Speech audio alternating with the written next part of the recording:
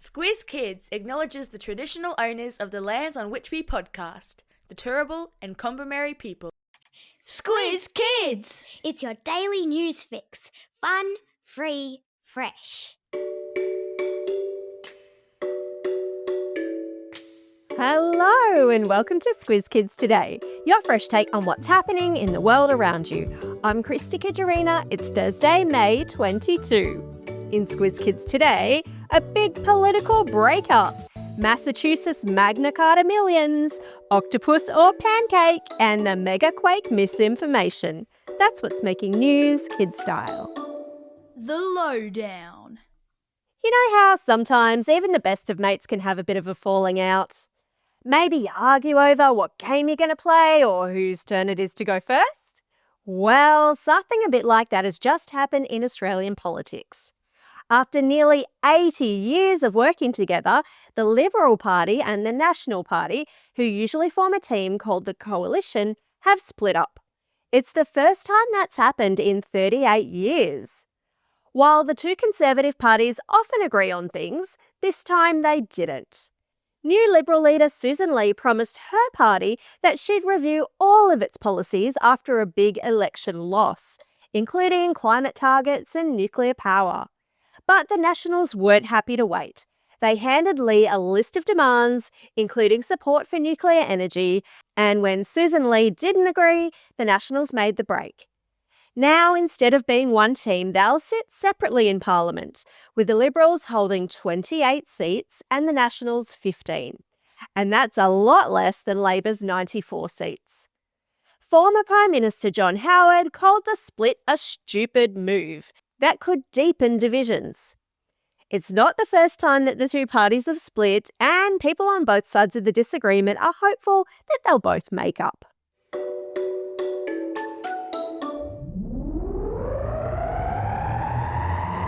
Spin the globe.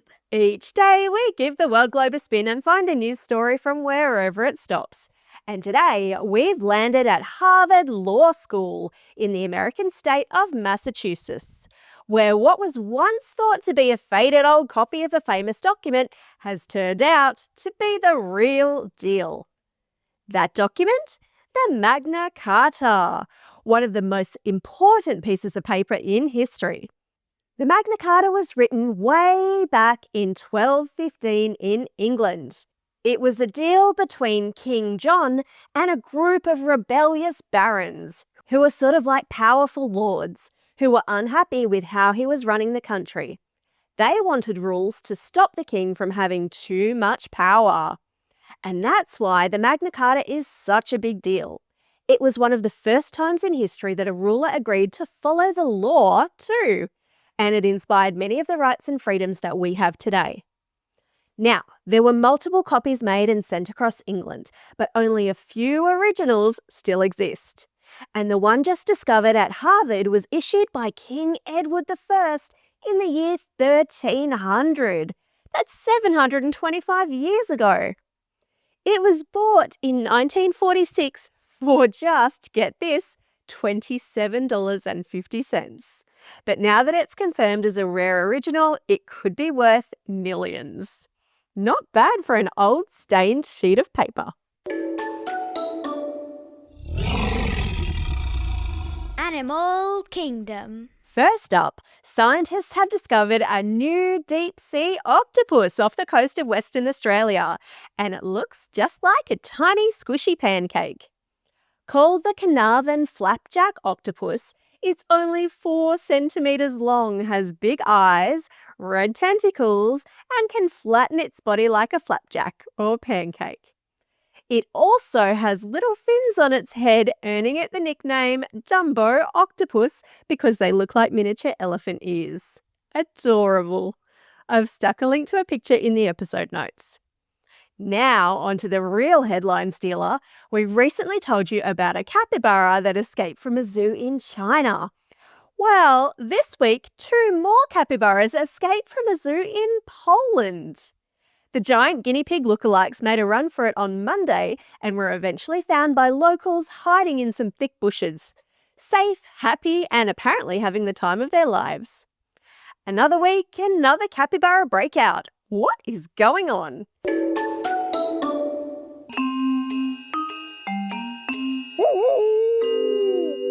News hounds. Every Thursday, Squizzy the Newshound sticks his snout into Squiz Kids HQ to report back on fishy things he's sniffed out on the internet. And today his nose is twitching because of some very shaky science. There's a rumour going around online that a huge earthquake is going to hit Japan in July. The prediction comes from, wait for it, a manga comic based on the author's dream. Not exactly scientific. But that hasn't stopped people from worrying. A Facebook group with over 250,000 members has been sharing the rumour, and a video telling people not to visit Japan has been watched over 100,000 times. Some travel agents in Hong Kong say they've seen a drop in bookings to Japan because of it. So, what's actually true? Well, yes, Japan does get a lot of earthquakes, and in 2011, a big one caused serious damage.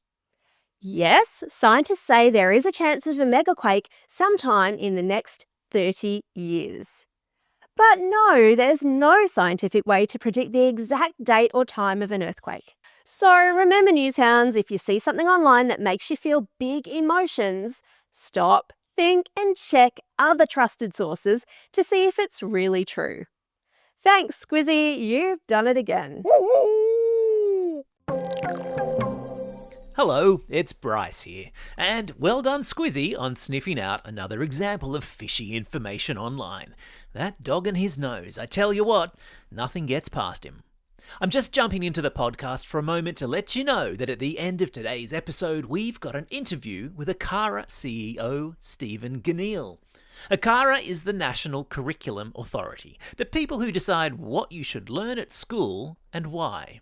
And this week, they made the big announcement that media literacy would be part of the Aussie schools curriculum. Hurrah! And they've recommended teachers use newshounds to help teach you lot how to tell online fact from fiction.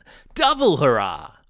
Parents, teachers, kids, keep listening at the end of this episode to hear Stephen tell me about why media literacy has been added to the curriculum, why Squizzy is the dog for the job, and what it all has to do with protecting our precious democracy.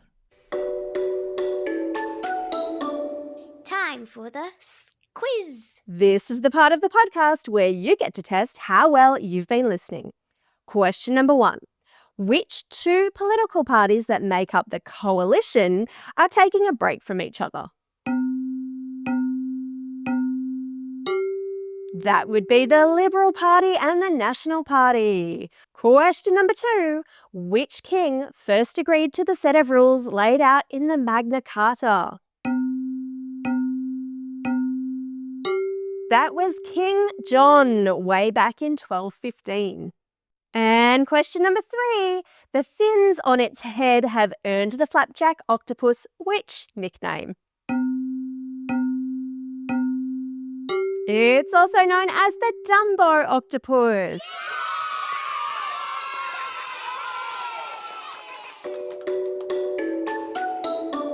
Shoutouts. It's Thursday, May 22, Sherlock Holmes Day. Sherlock is a fictional character invented by author Sir Arthur Conan Doyle way back in 1887. He used logic, observation and a sharp eye for clues to solve even the trickiest of mysteries. Today might be the perfect day to test out your own detective skills. Elementary, my dear Squiz Kids. It's also a special day for these Squiz Kids celebrating a birthday today. Piper from Parabadoo, Thea and Archie from Camp Hill, Corey from French's Forest, Paddy from Walkervale, Brayden from Woodcroft, and Hassan from Mossman. And a belated birthday shout out goes to Archer from Bundaberg. Classroom shout outs today go to Class 5-6 Raptors, with Miss Gasham at Al Hikmah College in Lakemba.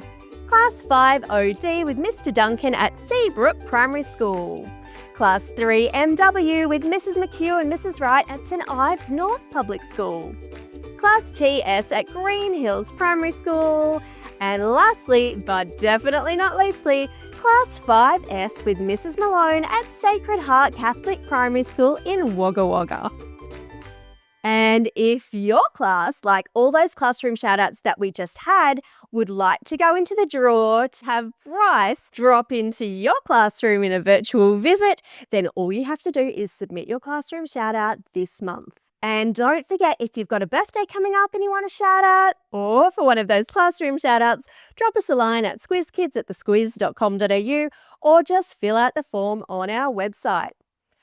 Well, that's all we have time for. Thanks for listening to Squiz Kids today. We'll be back again tomorrow with the Kids versus Adults Weekly News Quiz. In the meantime, folks, get out there and have a most excellent day. Over and out.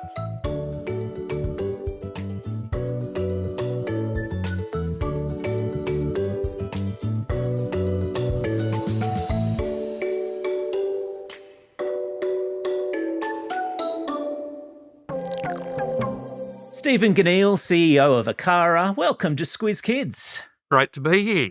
Now, Stephen, can you tell us what AARA is and what it does? Well, look, it's in the name, but it's a bit hidden because it's an acronym, of course. So we are the Australian Curriculum Assessment and Reporting Authority, which sounds very formal, but most people know us for things like NAPLAN, the National Assessment Program for Literacy and Numeracy. We're also responsible for the Australian curriculum, and we're also responsible for reporting on schooling in Australia, as well as the My School website, which many of your listeners may have heard of as well. Important job then. And you've released a new teaching resource this week focused on media literacy. Can you just tell us why that is an important skill for kids to develop? Yeah, absolutely. I mean, part of our remit and what we aim to do is to help all young Australians become successful learners and confident and creative individuals, as well as active and informed citizens. And so, of course, to be an active and informed citizen, you need to understand about the media. You need to understand what's fact and fiction, some of the content in your other podcasts, which are, fantastic getting our message out and the general message about the importance of this area to our young people. And look, we do live in this really media saturated, digitally connected world. More and more of our young people, like all those people listening, are choosing to consume their news through internet, social media, rather than that traditional media that I'm used to, the good old newspaper that myself and their parents and grandparents and others are used to. So, we've got to shift with that as well. We've got to make sure that we're preparing those young people for the future. And Stephen, why is it that when kids are watching YouTube or they're getting information off social media, why can't they just believe everything they see on these platforms?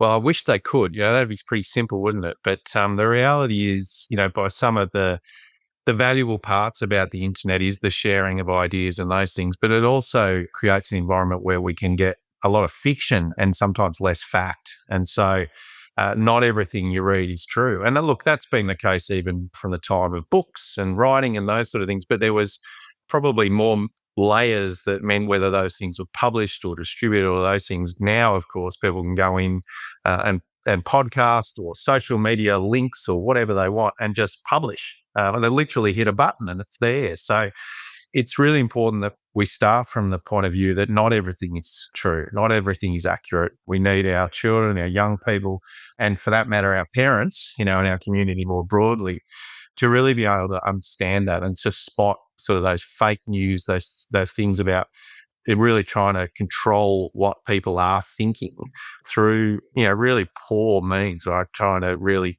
fake them out, tell lies, those sort of things. So, there's a lot of that content out there online that's really been deliberately created to spread misinformation, cause confusion.